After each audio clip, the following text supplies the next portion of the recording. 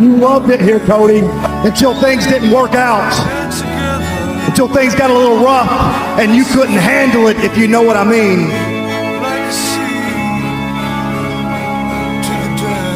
And you left. You packed your bags and you left. They welcomed you with open arms. They couldn't wait to make Cody Rhodes a star. I had to make my way to the top, and I did it all by myself. Unlike you, who had Hall of Famers and legends watching your back at WrestleMania so you could finish your story.